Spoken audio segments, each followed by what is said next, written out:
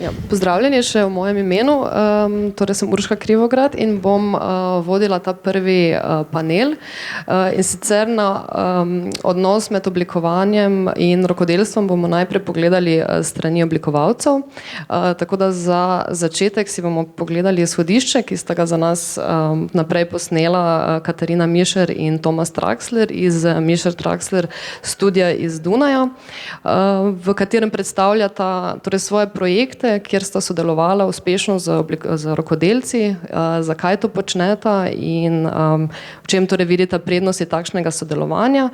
Eden izmed projektov, ki ga omenjata, njun zadnji ali eden zadnjih je tudi Ratio in sicer ravno tak je nastal v okviru platforme Made in je na ogled tudi zgoraj v Muzeju za arhitekturo in oblikovanje še do 20. septembra. Nastal pa je v sodelovanju z lokalnim kamnoseštvom Bienal Grina. Tako da po končanem videu bom povabila vse oblikovalce iz tega panela, da se mi tudi pridružite tukaj in nadaljujemo kar s kratkimi predstavitvami. Hello, I'm Katarina. Hi, and I'm Thomas, and together we have the design studio called Mišer Traxler, which is based in Vienna in Austria. It's a real pity that we cannot be with you in person, but we put together a small presentation where we would like to share our perspectives on crafts, or our thoughts on crafts, our topics we find interesting, based on projects actually we developed already over the last years. And one of the projects we briefly mention is the Gradient Mashrabiyya. It's a project where Carving Gallery from Beirut teamed us up with a craftsman who is specialized in the craft of Mashrabiyya. These are the window screens which are very common in the Middle East. And they're actually all made out of wood. And what was interesting, I mean, for us is also that we developed the project without even being there in person, but everything kind of via digital and dialogue via the gallery or with the craftsman. But that's why we actually think it kind of we have kept our naive view on the crafts and what's possible and what not. But so we looked at all the kind of techniques and we wanted to introduce actually all the single production steps of the Mashrabiyya into one object. So we looked at the production things and we wanted to basically visualize how it's made. And in the end, it became a console table which shows on the one end actually the rectangular or the squared pieces of wood, and then when they get lathed and then they get more and more detailed and therefore also more and more fragile. But to keep the stability, it needed to become a three-dimensional structure. And so here you see some snapshots of the workshop when they're building it together. And here's the first presentation, and all the single elements, which are actually more than 700 on the wall, they are all kind of included, and together they make this one console table.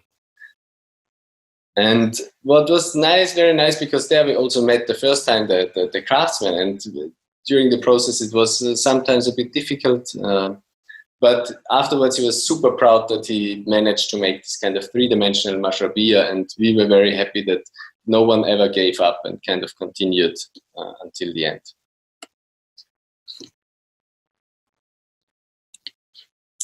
Another project where we worked with crafts was Day by Day Rug.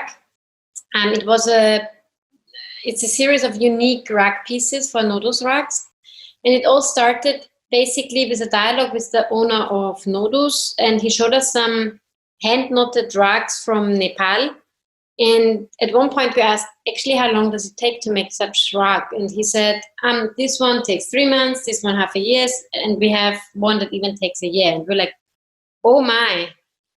And we wondered if people actually know how much work, how much labor, how much hours go into such a piece. And at one point we decided, okay, let's make that the focus of our project.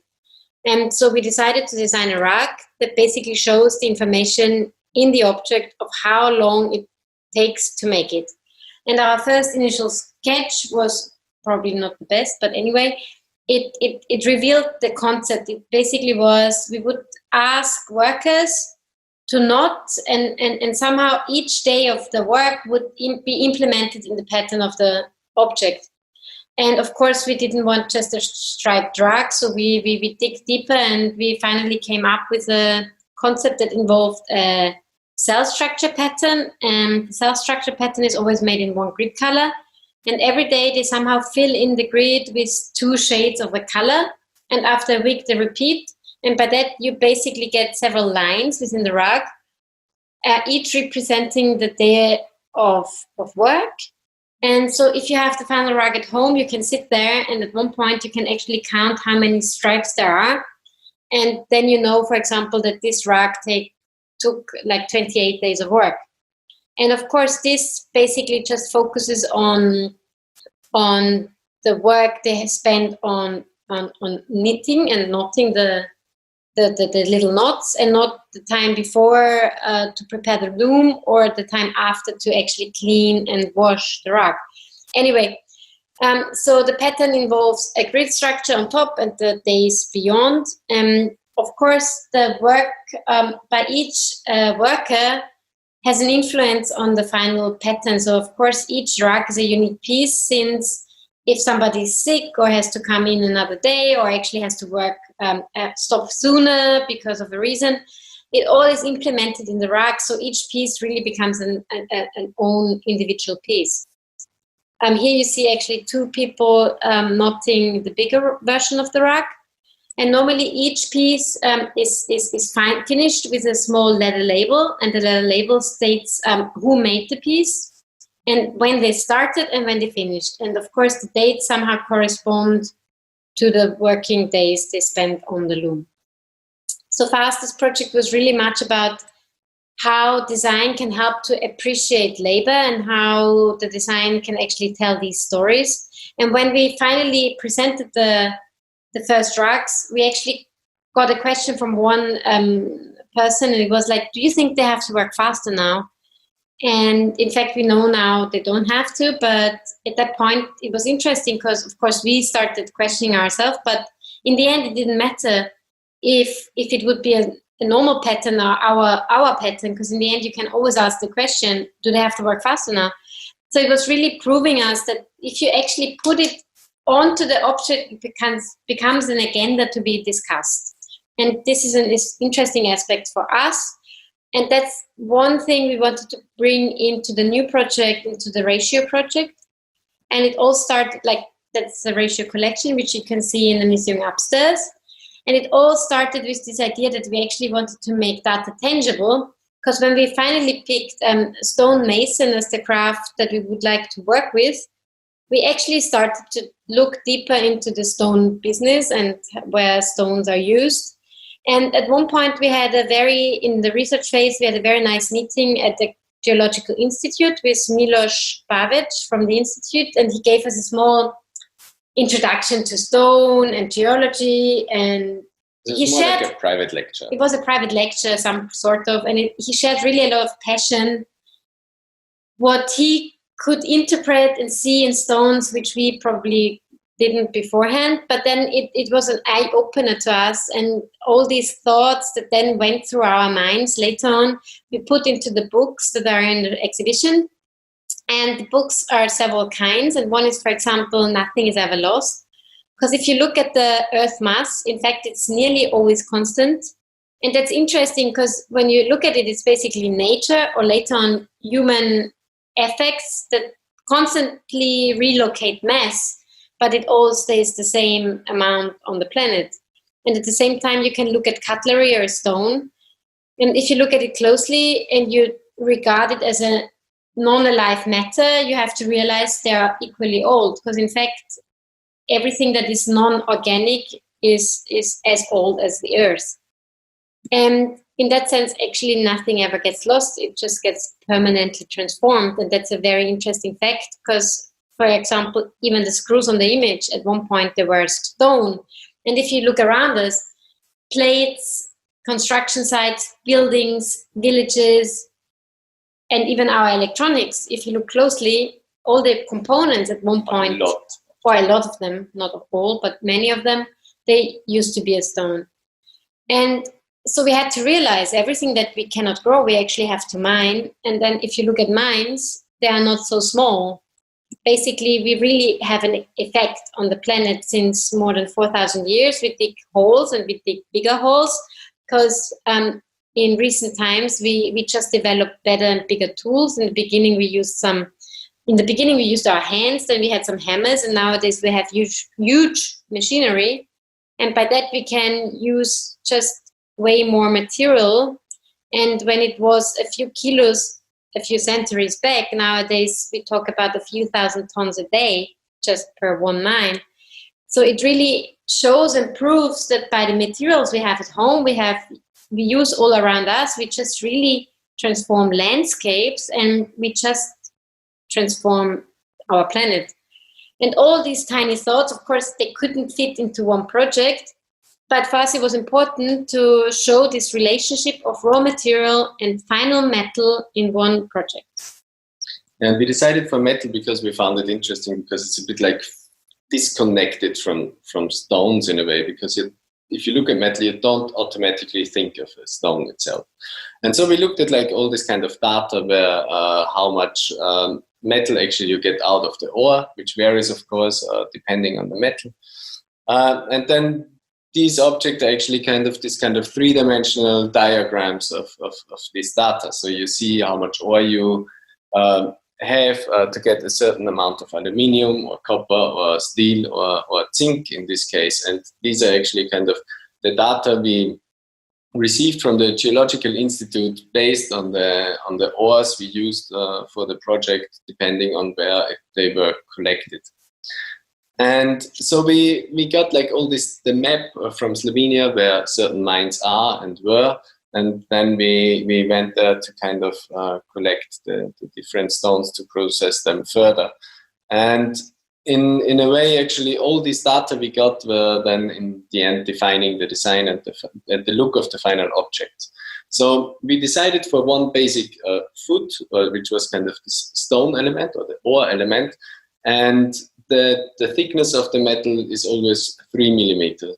And then by calculating actually with the weight of the stone and the percentage, you get a resulting metal, and you can calculate how big it is, and then we designed the pieces according to it. So for example, for the zinc, you have like this big stone piece, and the metal was just enough to have kind of this small hook. While for the copper, it was already a bit bigger, that it gets like kind of a slight extension. For aluminium, we got actually quite a lot out of, or you would get quite a lot out of this ore that you could basically make a bench.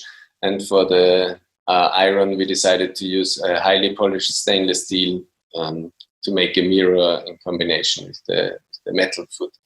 And then we also stone foot, sorry. Yeah.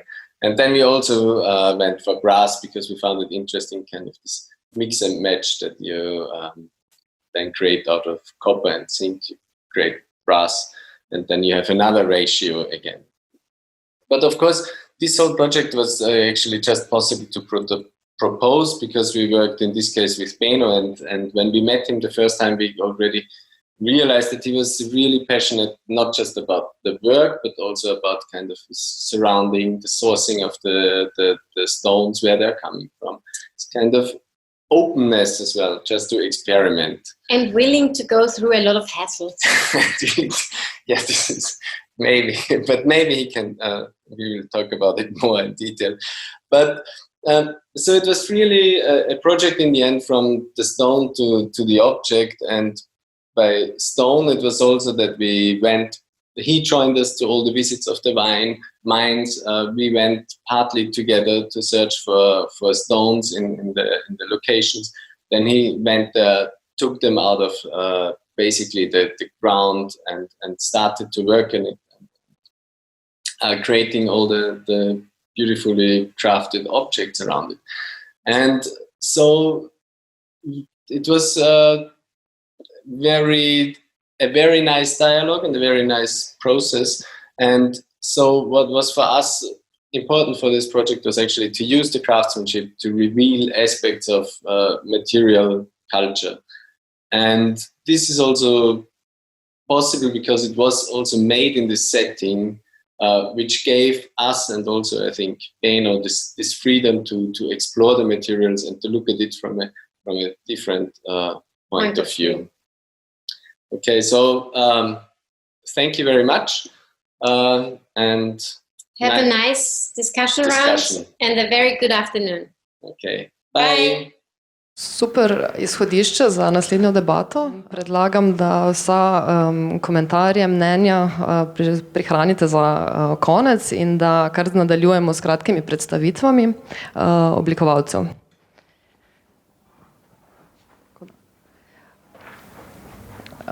Mogoče Tjaša, bomo začeli kar s tabo, Tjaša Bacon, iz skupine Olub, s katero ste 2003 z Jasmino Ferček in Katjo Burger torej začele z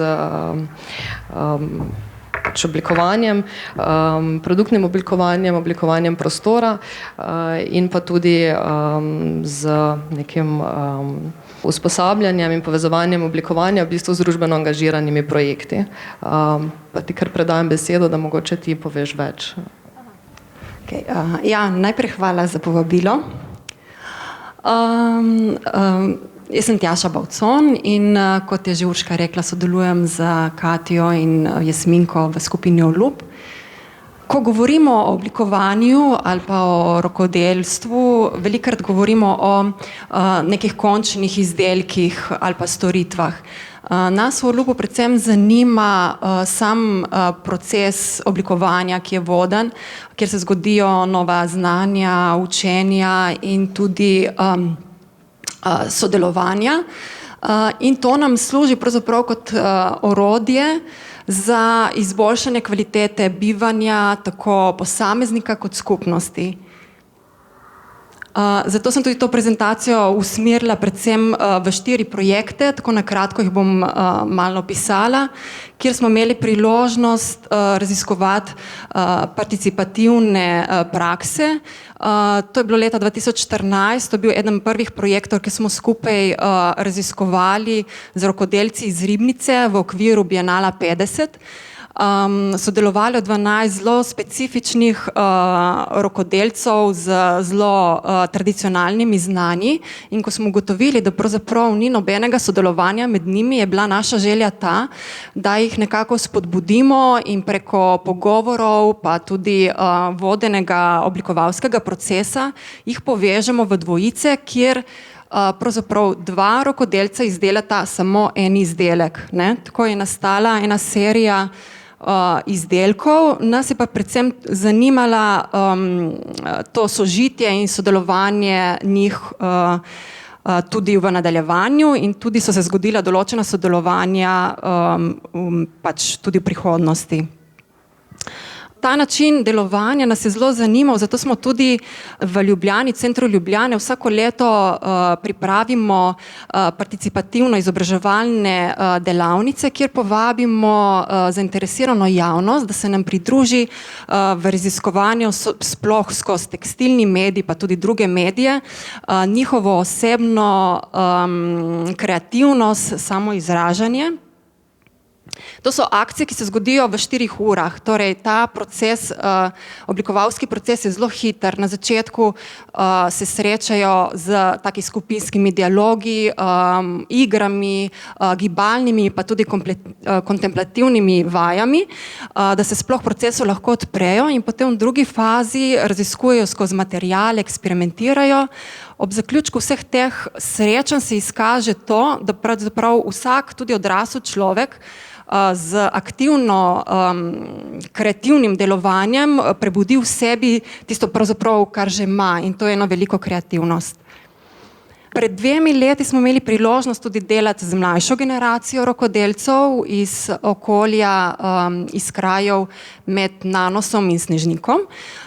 Tudi tukaj so prišli rokodelci z zelo jasnim pogledom, kaj želijo delati in katere tehnike jih zanimajo in katere tradicije. Mi smo jih pa vodili skozi en tak proces, kjer smo jih nekako odmaknili od tega vsakdanjega delovanja njihovega, ampak jih odprli temu, da so se najprej skupino povezali, ravno tako, tukaj vidimo vrvi skozi ene take zelo igriva srečanja, ki so potem vodena skozi pogovore in tudi vodena skozi njihove občutke in doživljanja. In ko odpremo ta pač proces, da oni lahko vidijo, zaznajo in nekako pridobijo nova učenja in znanja na en drugačen način, jih potem šele vrnemo nazaj v njihov ta primarni material in tehnike, ampak oni so v tem času spremenili odnos do pridobivanja znanj, do raziskovanja in to jim služi tudi v prihodnosti. No, še zadnji tak projekt je ta malo bolj tako delo z ranljivimi skupinami. Tudi tukaj se je izkazalo, da rokodelsko delo, predvsem delo s tekstilom, potem rituali druženja in tudi povezovanja preko pogovorov v nekem takem zelo empatičnem prostoru zelo pomaga sploh ženskam priseljenkam in ženski, ki so bolj ranljive ali pa tudi invalidne, da pravzaprav se kulturno in tudi družbeno bolj in socialno tudi vključijo v neko lokalno skupnost. Kot zaključek, skozi vse ta naša raziskovanja od 2014 budno nekako spremljamo, si beležimo in nekako tudi nadgrajujemo ta oblikovalski proces in ugotovili smo pravzaprav, da se oblikovanje zgodi v odnosu. In to pomeni, mi smo kar pomenovali relacijsko oblikovanje, ker v tem odnosu, ki ga vzpostavi oblikovalec do posameznika ali skupnosti, pravzaprav in skupaj rešujejo neko problematiko ali pa neko življenjsko situacijo, pravzaprav pridejo do nekih skupnih rešitev, kjer jim privede do bolj kvalitetnega življenja, predvsem do nekega bivanja, ki je bolj po njihovi meri. Tako, na kratko. Super, hvala Tjaša.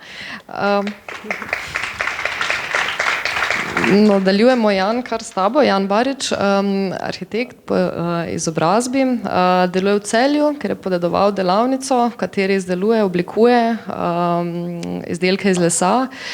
Zase pravi, da je samouk na področju izdelovanja in oblikovanja pohištva iz lesa. Pa Jan, te vabim, da sam predstaviš svojo pot oblikovalca in izdelovalca. Hvala za uvod, lep pozdrav tudi moje strani. Mogoče bi sam par besed povedal, kako sem začel s tem, bo mogoče lažje razumljivo. V prejšnji službi sem se srečal s projektom, kjer je bilo potrebno uporabiti les in ker nisem vedel nič o lesu oziroma zelo malo, sem začel po internetu brskati o lesu, začel gledati razne videe ameriških in japonskih mizarjev in me to čisto zasvojilo. Imam srečo, da imam doma malo delavnico, kot hišno delavnico in sem šel in sem probal predelati staro jedilno mizo, ki jo še danes uporabljam, tudi na koncu bomo videli. Zdaj bi pa mogoče kar predstavil svoje delo. Seveda pač vsak produkt oziroma vsaka stvar se začne z neko idejo. To je recimo moj studio, kjer rišem. Potem to idejo začnem razvijati s skicami, 3D modeli. V zadnjem času sem začel tudi uporabljati 3D print, ker sem videl, da lahko s tem prihranim ogromno časa pri razvoju produkta. Desno vidimo recimo skice mojega stola H pri samem razvoju prototipa. To so te recimo majhni modeli, pri katerim lahko vidim določene pomanjkljivosti v trdnosti ali pa v konstrukciji. Potem se pa začne sama izdelava prototipov. Za zanimivo sem dal to sliko na predstavitev, to je orodje od mojega dedka, pod mojega pradetka, ki ga še vedno uporabljam v delavnici, zato ker ene stvari, recimo kot so ta šestila, te žage, leta so pač večna skoraj. Potem se začne izdelava posameznih elementov, ki jih potem sestavim v sam produkt. Največ časa mi vzame izdelovanje stikov, večino vseh stvari delam ročno. In zato je recimo ogromno časa gre v samo popravljanje, v same finese teh stikov. Tu recimo vidimo izdelavo prednje noge od tega stola H. Spet sestavljanje brez lepila, potem na koncu sestavljanje z lepilom in obdelovanje. To je recimo obdelovanje iz oreha. Potem se začne stol sestavljati recimo. Mogoče bi sam povedal, da moja delavnica je zelo mala, kar se tudi levo vidi. Slabih 20 kvadratov, zato imam zelo vse razporejeno, kje, kaj delam, pa tudi več kot 2 stolov naenkrat ne morem delati, tako da moram delati posamezno jih. Levo vidimo stol Bivalvija, desno je stol Y v izdelavi. To so pa potem sami produkti, kot rečeno stol H, ta je dobil nagrado na mesecu oblikovanja leta 2018, narejen je iz afriškega mahagonija, ki se drugače sicer uporablja v avtomobilski industriji. Jaz pa sem v bistvu uspel dobiti ostanke, katere sem potem predelal v ta stol. Še vedno stol H, levo je lužen črn stol, desno je ameriški oreh.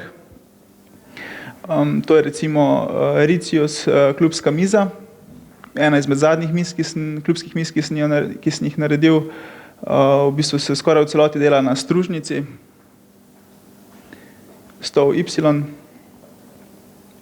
To je projekt Zveneča solza, ki je nastal letos med karanteno v sodelovanju s strokovno skupino Stop.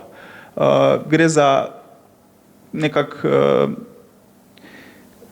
združil sem obliko svoje ptičje hiške, ki jo boste v nadaljevanju videli, in pa afriškega udobobna, ki dela na podlagi resonance.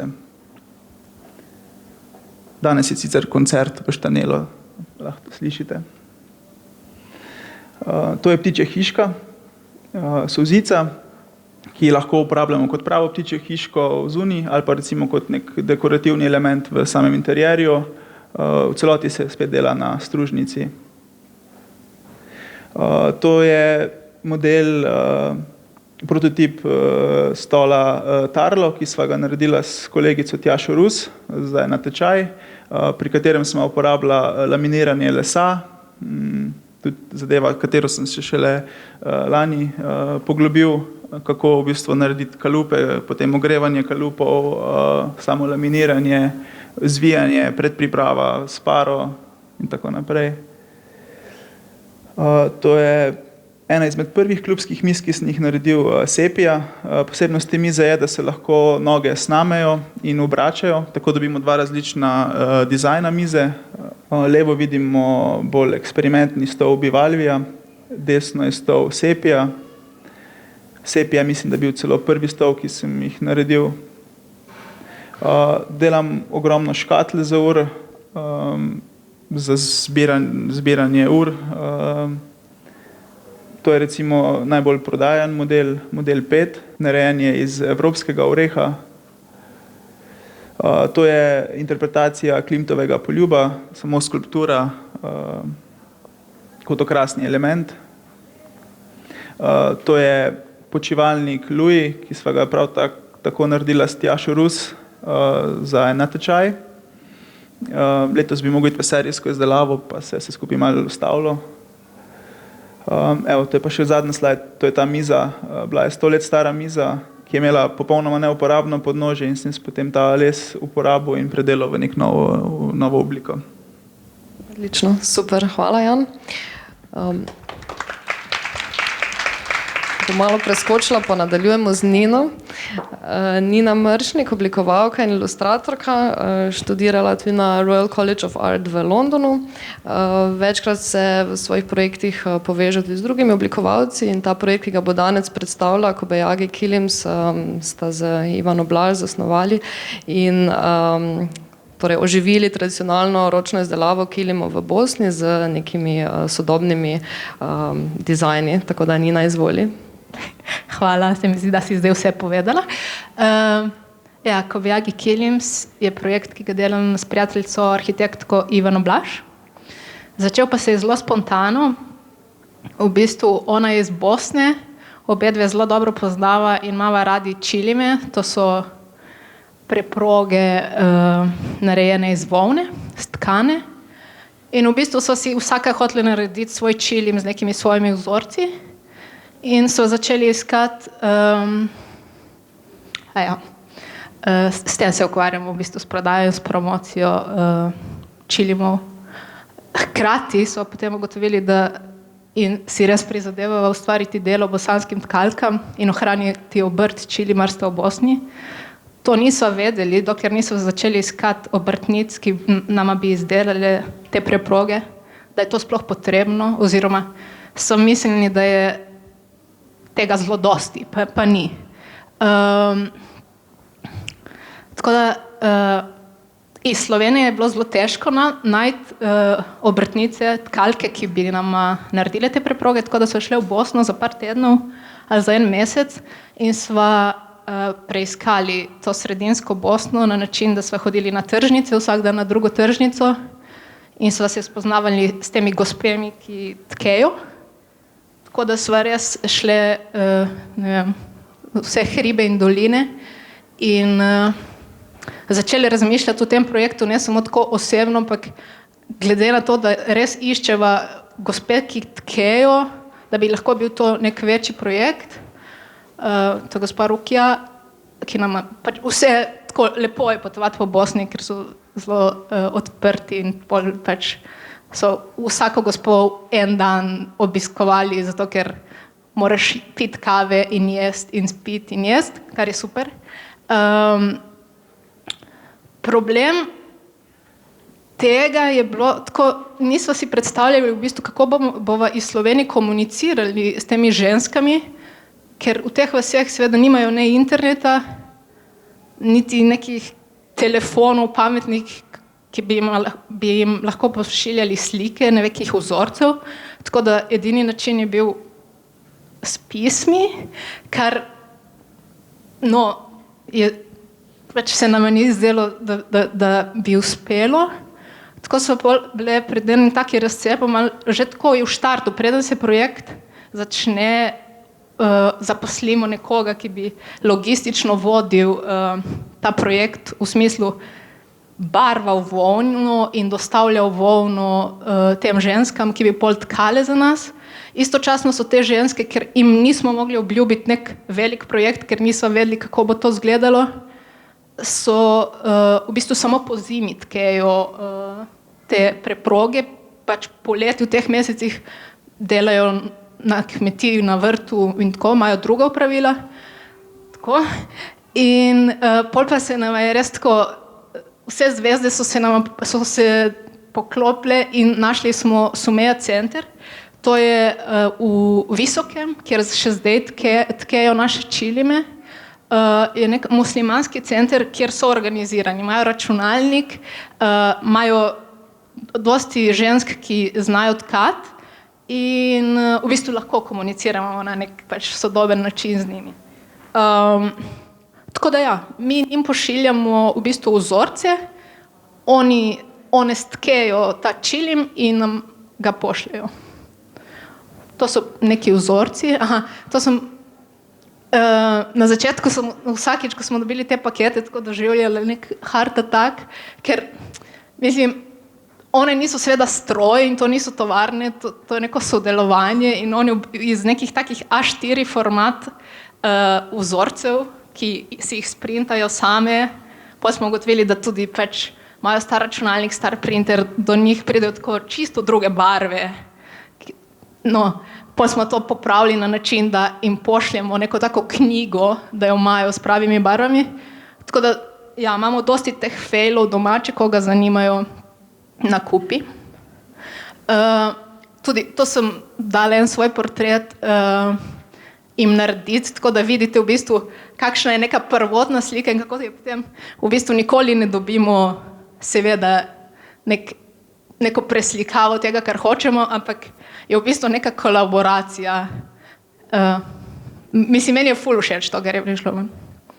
To so naši produkti, imamo pa še poštre in pač preproge. Vse te slike je slikala Ada Hamza.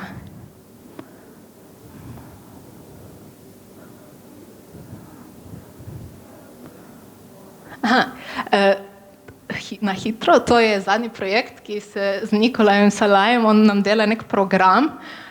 Po mojem bo ful zanimivo. V bistvu naslednja kolekcija bo verjetno izgledalo tako, da boš v ta program napisal nek tekst, program iz social media zbira slike in na podlagi teh slik naredi en vzorec. Tako da to je računalniško narejen vzorec, ki ga potem naše gospe ročno stkejo. In se mi zdi ta dvojnost tega tehnologije in teh naših čisto tkalk, ki bodo to ročno naredili, se mi zdi super. Bomo videli, kaj bo. Nimamo še pravega vzorca. Hvala. Hvala, Nina. Nadaljujemo studio Drevo. Z nami je Dejan Pfeiffer, ki torej v studiu se ukvarja z oblikovanjem lesenega pohištva iz lesa in pa tudi interjerjev. Njihovi kosi so praktični, unikatni ali pa maloserijski nakladi narejeni. Dejan, povabim tebe, da več poveš. Hvala.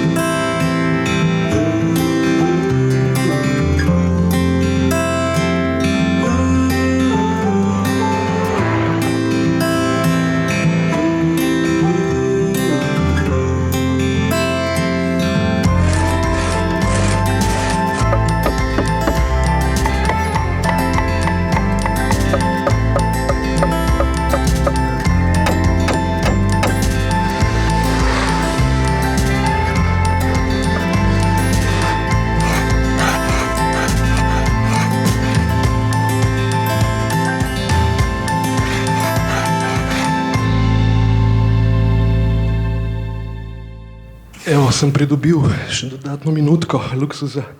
Mogoče, da se predstavim. Dejan Pfeiffer sem oblikovalec in hkrati izdelovalec pod blagovno znamko Studio Drevo. Sem del tima, ki ga sestavlja še Nadja Pfeiffer v vlogi arhitektka. Skupaj sodelujeva že dobrih 25 let.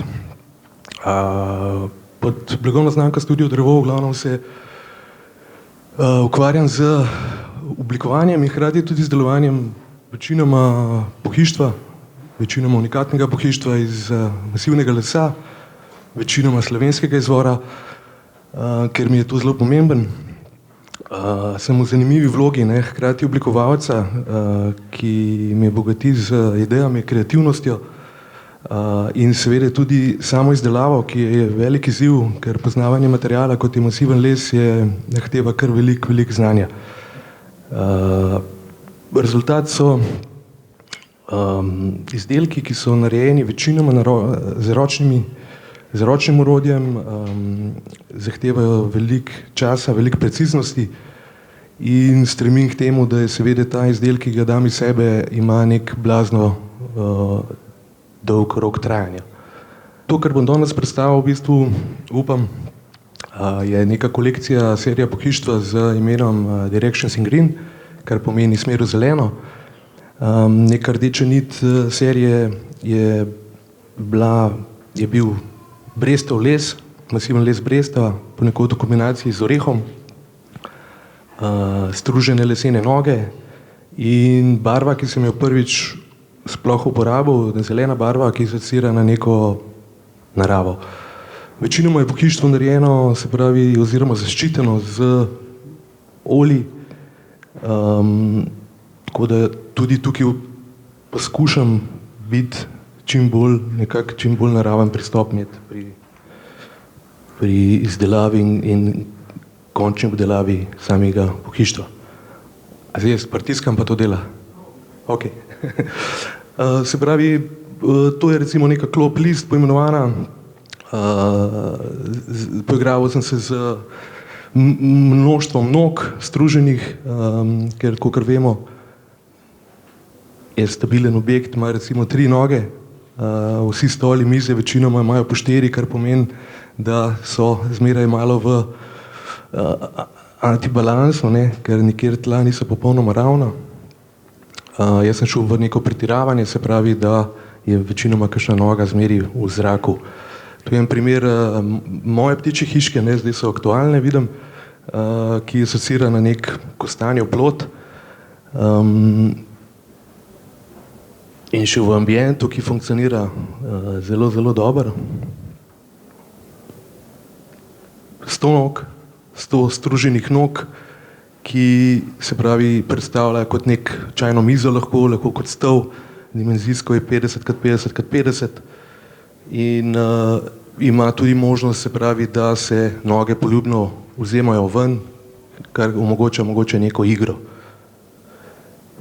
Čajna miza Meduza, kombinacija oreha bresta, spet z množstvom nog, ki poplesavajo. Jedilna miza in čajna miza, katere posebnost je, da imata zelene kovinske posode, ki so potopljene v površino samo miz. In ideja, zakaj povabiti, na kakšen način bi lahko povabili naravo k sebi domov, na tak način, da lahko damo v posodo zemljo, posadimo noter recimo zelišča, rože, bonsaj, ali pa obrnemo kovinsko posodo naokrog in nam služi kot neko točka za odlaganje recimo neke vroče posode. To bi bilo to. Odlično. Hvala za pozornost. Hvala, Dejan.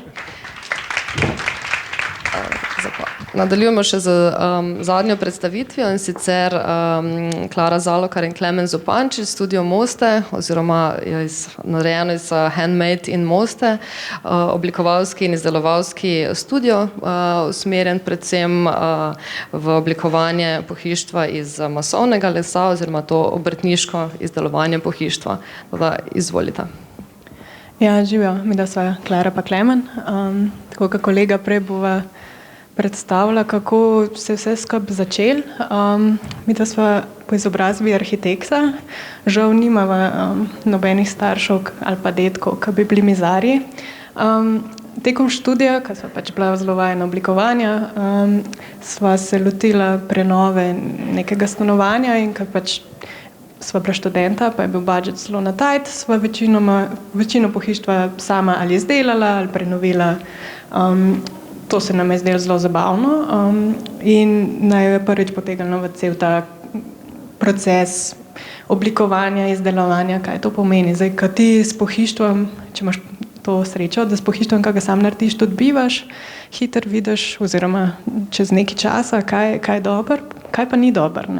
In po nekem določenem času nama cel ta sam dizajn aspekt ni bil dovolj in smo začeli ugotavljati, da če hočeš zares delati pohištvo, se moraš precej bolj poglobiti tudi v samo izdelavo, da rabiš vedeti, s katerim materialom delaš, kaj so značilnosti tega materiala, kako z njim delati, in to naj je potegnilo potem v tako širšo raziskavo obrti.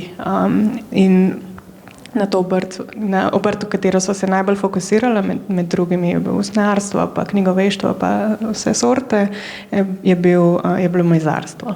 Tako da z masivnim lesom so se približno 10 let nazaj srečala, 5 let nazaj pa so začela zares delati pod imenom Studio Moste. Tako da to, kar se je v resnici na začetku začelo, kakor neke sorte potreba, da sva se midva morala preučiti te mizarske obrti, ne zaradi neke blazne želje, ampak zaradi tega, ker enostavno kot študenta nisva imela možnosti sodelovati z obrtniki in naročati stvari. Se je pol skozi to, ko sva midva začela počasi ugotavljati neke stvari, pa poskušati na svojih eksperimentih, naj je ta obrtna plat najnega dela potegnila skoraj bolj kot oblikovalska, oziroma sva se nad njo toliko navdušila, da sva ugotovila, da je to ful dobro, da sama delava stvari, ker naj jo je začela inspirirati za naslednje projekte. Tako da na neki točki sva bila na začetku, če sva se dojemala bolj kot oblikovalca, ker sta v nek naredi sam pristop slučajno padla, sva se potem po nekaj letih začela dojemati tudi kot obrtnika. Bi rekla, da je recimo prišlo nekako pol razmerje med enim in drugim. Tako da je v bistvu obrt, mizarstvo specifično je ratala neka osrednja tema tega, kar midva počneva. Iz nje sva začela črpati inspiracijo za vsak naslednji projekt. V vsakem projektu sva raziskovala recimo eno temo, ki sva jo takrat naključno odkrila, recimo pri tejle kuhinji je bilo profiliranje, kako kombinirati masivni les z furniranim lesom, da vse skupaj funkcionira in tako naprej. In se je razvilo neko tako specifičen način dela, kjer se oblikovanje pa izdelava skozi prepletata. Ni toliko linearen proces, kot bi mogoče kdo mislil, da se stvar na začetku oblikuje, pa se potem gre v delavnico in naredi. Ampak midva delava tako, da oblikovanje zelo velikrat samo nastavlja, pa potem v delavnici ugotoviva neke stvari, včasih čisto naključno, pa čisto spremeniva projekt ali pa se vrneva nazaj za papir, pa tam spreminjava stvari, kar je v primeru, da oblikovalec pa izdelovalec nista ena oseba, je včasih zelo težko na tak način delati. Tukaj pač imava to možnost in nama zelo ustreza. Je pa tudi res, da ni tako, da midva delava to v vakuumu, da sva čist sama za vse, ampak tudi vedno sodelujeva z obrtniki, predvsem z mizarji, ker vedno prideš do neke točke, ko ugotoviš, da tvoje znanje ni toliko obširno, kot od nekoga, ki to počne že 30, 40 ali pa celo 50 let. Če ne drugega, so tukaj vedno tehnične omejitve, stroji v delavnici, s katerimi lahko kaj narediš, če poskušaš neke nove tehnike, greš do nekoga, ki ima to orodje. Pa tukaj je potem še cel kup nekih ostalih ljudi, ki so vpleteni, od lesarjev, tisti, ki prodajajo les, tisti, ki žagajo, tako da je vse skupaj ena velika kolaboracija. No?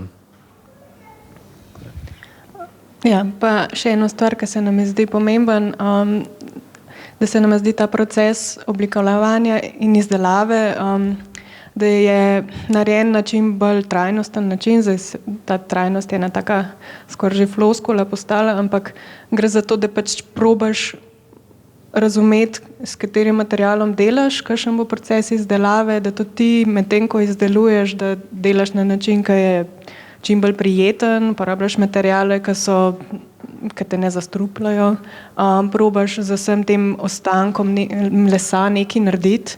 Zdaj, če je to masiven les, je to lahko, če so pač kakšni drugi preparati, mogoče malo težje, tako da in z dostavo in montažo in z vsem ostalim. No. Tako da probava porabiti material čim bolj, kolikor se da, za neke manjše produkte, za neke pač umetniške kose, mogoče tudi malo serijske, tako kot tele delce, ali pa če ne drugega za ogrevanje delavnice, če kdo rabi na sladke in po kakšni njivi, pa take stvari. Tako da, to je to.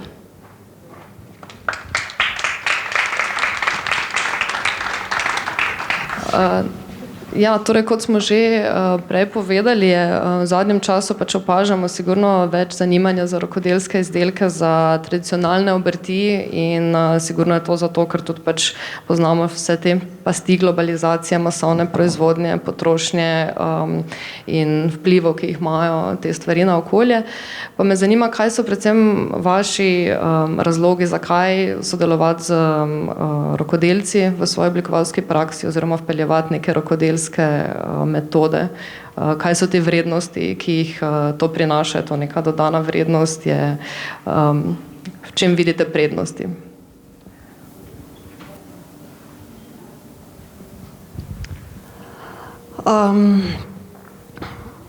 No, kot sem prej omenjala, ne, v Olupu zelo raziskujemo sam proces dela, ne, in Na začetku smo se zelo usmerjali v raziskovanje izdelkov, to se pravi od 2003 nekje do 2012 smo bili zelo usmerjeni v kreacijo, to se pravi raziskovanje materijalov in se kar nekako tudi kot oblikovalec, rokodelc nekako počne sam zase. Ampak potem smo ugotovili pravzaprav, da to za nas ni dovolj.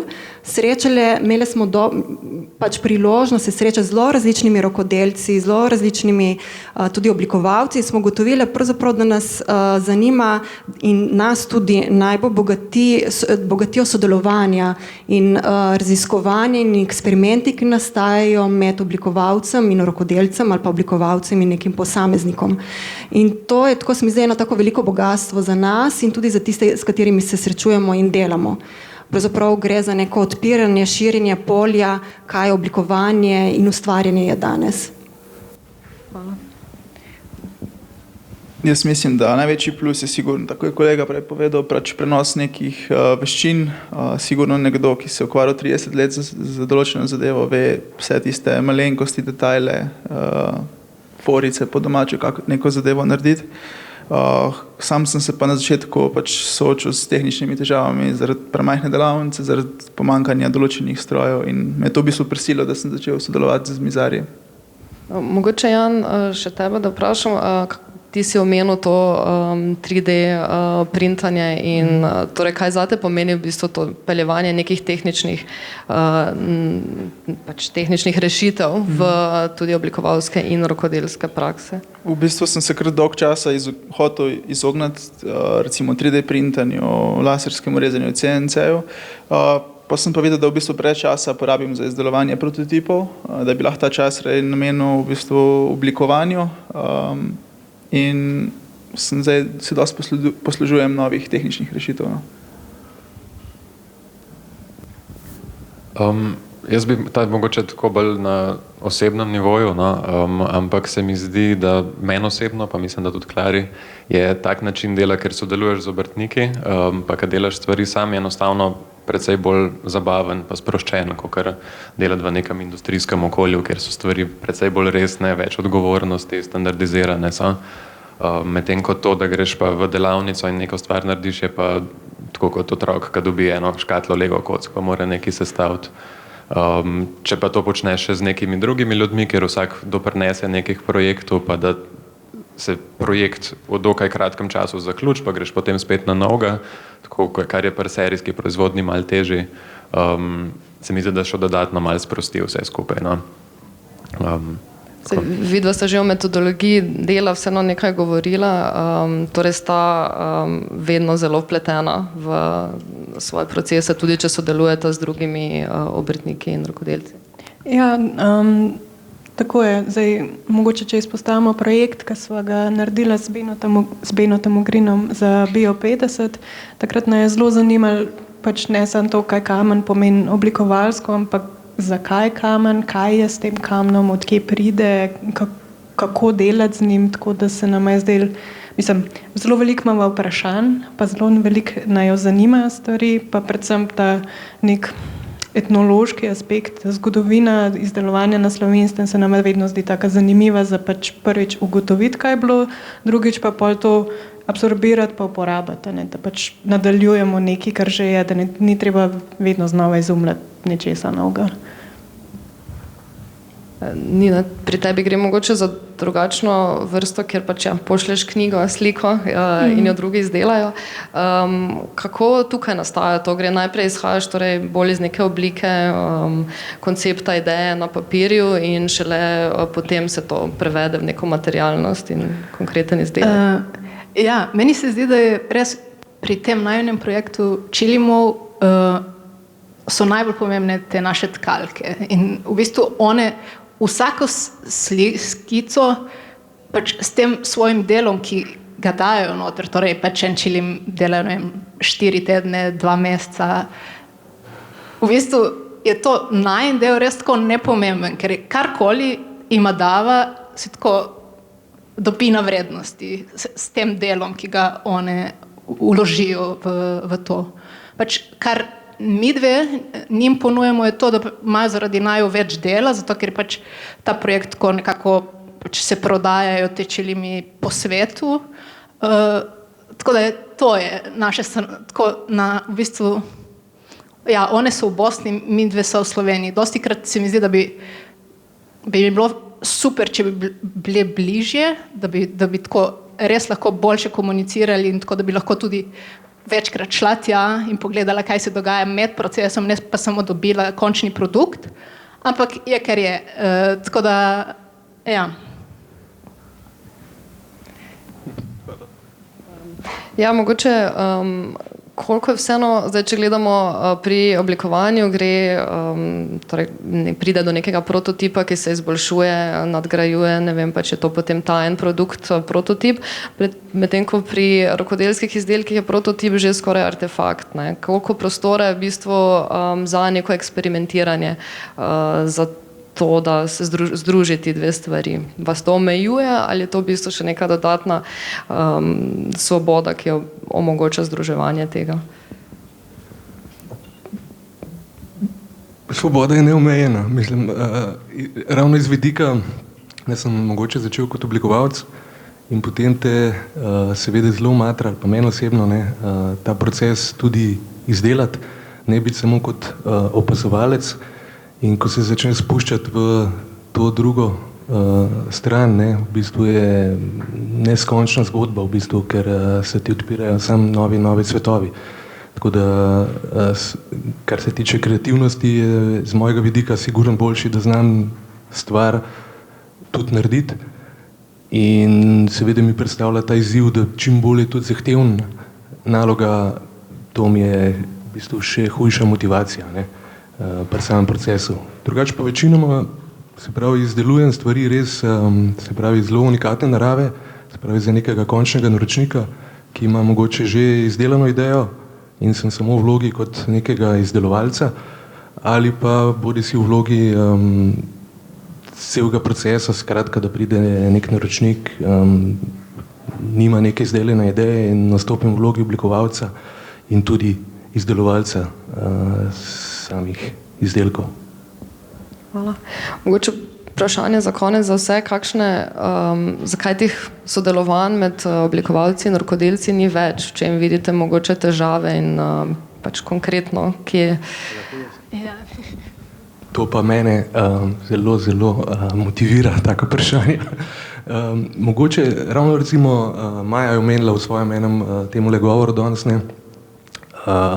kako naj bi v narekovajih cenili ročno delo, se pravi, da se to mogoče vrača, se pravi, neka obrt ali pa neka izdelava, ki seveda je popolnoma stran od te potrošniške ideje, recimo, da omenim Ikeo, ko smo pri pohištvu, ki povzroča z mojega vidika v bistvu en kup odpadka, da ne govorimo sploh o načinu dela, pod kakšnimi pogoji in tako naprej. Se mi zdi, da je tu en velik manjko, v bistvu, predvsem pa v naši družbi, da ni, pa mogoče še bolj, da grem v to mojo sfero pohištva, da se bistveno premalo se ceni v bistvu, oziroma se tudi zaveda, koliko enega dela recimo je potrebenega za en izdelek, recimo lesen izdelek. To je tako mogoče super primerjava bila recimo z studijem iz Avstrije, ki ste omenila izdelavo preprog, recimo, koliko časa je potrebenega za en izdelek ali pa tudi v podobnih izdelkih, da se pri pohištvu zelo hitro neha, se pravi cenjenje, se pravi samega izdelka glede na neko znanje, čas, ki je potreben za izdelati material in tako naprej, da se to hitro zamenja za nekaj čim bolj cenovno dostopnega v praksi. Mogoče jaz zelo stremim, recimo kakšnim Japonski, Skandinavci imajo na srečo en tak drugačen odnos, predvsem z tega vidika znajo to bolj ceniti. Pri nas pa ne vem, v bistvu se mi zdi, da bi bilo to treba že začeti z mlajšimi generacijami vzpostavljati en odnos do vsega, do oblikovanja, do barv, do spoštovanja okolja, narave in tako naprej. Evo, hvala. Bi kdo še kaj dodal na to? Pa vprašanje iz publike, Maja? Takoj vrna, samo dala repliko oziroma vprašanje na to, kar si Dejan povedal. No? V enem izmed pogovorov ta projekt Made in v bistvu je temeljil na dolgih, počasnih, lepih pogovorih z rokodelci, z oblikovalci. So se pogovarjali s Katarino Mišar o tem, kako v bistvu iz mesta, vsi vemo, iz centra mest izginja neka avtohtona lokalna ponudba, tako v smislu delavnic, trgovin. In tako v Ljubljani kot na Dunaju, in potem je rekla, glej, v življenju je treba sprejeti neke odločitve, ne moreš kupovati na Amazonu in se hkrati pritoževati, da v bistvu te stvari izginjajo. In zdaj, če pogledamo recimo v Sloveniji področje hrane, ne, se mi zdi, da smo vedno bolj ozaveščeni o tem, kaj pomeni lokalna proizvodnja, lokalna poraba hrane in vedno več ljudi kupuje lokalno, medtem ko na področju oblikovanja oziroma ponudbe oziroma tudi kupovanja nekih lokalno proizvedenih izdelkov, se mi zdi, da se še veliko premalo zavedamo tega. No? In me zanima, na kakšen način, mislim, ali vi vidite mogoče kakšno rešitev, da se to izboljša, neke skupne načine promocije, delovanja oziroma kako se vi sami znajdete v tem svetu, ker konec koncev delate neke produkte in od teh produktov morate potem tudi živeti. No? Nina, mogoče.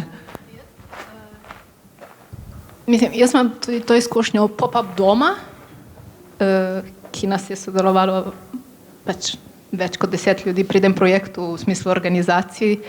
In mi smo prodajali izdelke oblikovalcev slovenskih in se mi je zdel projekt zelo uspešen tudi iz tega vidika, da so Slovenci kupovali te izdelke zelo radi v principu. In tako mogoče, mislim, ne da bi spet zaštartali ta projekt, ampak mogoče manjka neka fizična trgovina, ki se vsake toliko odpre in je, če vi imate majhno trgovinico, ampak ali pa priložnost za mlade, da imajo nek deadline in takrat je čas, da takrat nekaj sproduciraš in bo to pa se prodajalo nekje. Oziroma, mi bi pa mogli imeti, v bistvu mi nismo bili prodajalci, ne? To je bil tudi problem. Mogoče neko ekipo ljudi, ki res pol skrbi za to, da se to prodaja.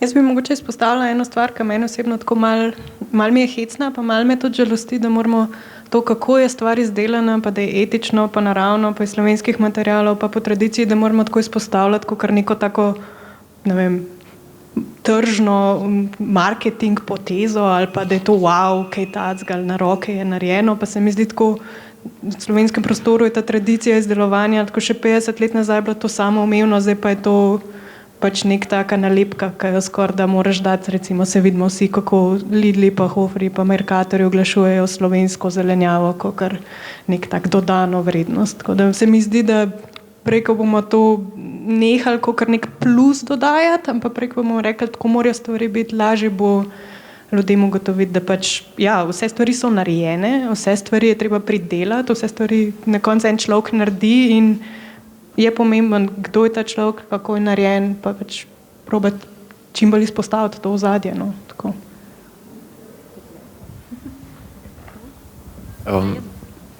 Jaz bi mogoče sam še, prej sem se hotel vrniti na to prvo vprašanje, še sam za čist mal. Bi malo bolj pozitivno probal to stvar pogledati. Jaz bi rekel, da se izboljšuje, oziroma da je sodelovanje v obrti sami, je ful več sodelovanja med oblikovalci pa obrtniki. Recimo v primeru mizarstva je bilo, ne vem koliko let nazaj, je bilo standard postopek, če je nekdo naročil kuhno, je prišel mizar k tebi domov in je malo naskiciral, rekel, tukaj bo to in je šel naredil pa prinesel čez par mesecev nazaj. Medtem, kad danes je standard to, da nekdo oblikuje kuhno, ponavadi je to arhitekt. Pa se mi zdi, da je tudi vedno več tega, no, tudi vidva pri najnih naročnikih, da je zavedanje za to, kako so stvari narejene, koliko časa bojo trajale, je vedno večje. Seveda je pa pol vedno problem, tako kot so že vsi do zdaj tudi izpostavili, pač tekmovati za industrijo, ki deluje na nekem čist drugem nivoju, kot obrt. Se mi zdi, da eden izmed ključnih stvari, ki bi mogoče mogli mi manjši študiji delati na tem, je neke sorte marketing. Se mi zdi, da smo ful slabi v tem, no, vsaj midva sva ful slaba, ker vsi vemo, da se nova IKEA odpira v Ljubljani, pa da obstajajo trgovine, kjer dobiš poceni pohištvo, ampak za nas pa zelo veliko ljudi ne ve, tako da je treba najprej priti do njih, da se lahko sploh odločijo.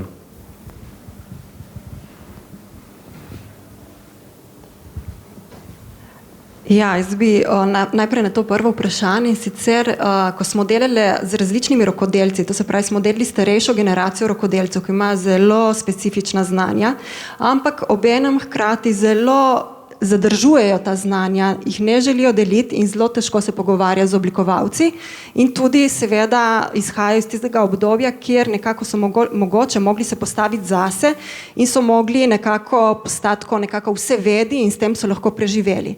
Danes pa je mlajša generacija, ki je bolj pripravljena sodelovati, odprta je deliti znanja, raziskovati, tako da jaz vidim, da prihaja en tak svež val, tako da tukaj imam eno tako veliko upanje. Hkrati na to, kar si Maja ti izpostavlja, pa bi rekla to, da pravzaprav nasplošno smo kot kultura izgubili občutek in tudi to izkušnjo dela z rokami in ne vemo, kaj pomeni pravzaprav, kako nastane izdelek od začetka do konca, oziroma še pred leti so naše mame, pa bom izhajala iz tekstila, recimo, ne, so same doma pletle, babice in tako naprej, ne, in so znale spoštovati delo drugih in so tudi poznale materiale in so kupovale stvari, ki so imele neko vrednost in trajnost. Danes pač tega ne znamo in ne znamo niti preceniti, ali je to kvalitetno ali ni kvalitetno, nimamo teh znanj in malo zgubljamo, tako bom rekla, kot kultura, ne, zgubljamo občutek kvalitete in vrednosti. In seveda ta potrošnja nas hitro potem zamika in objame. Toliko. Najlepša hvala vsem. Bi kdo še kaj dodal? Kakšno vprašanje? Mislim, da lahko zaključimo. Hvala.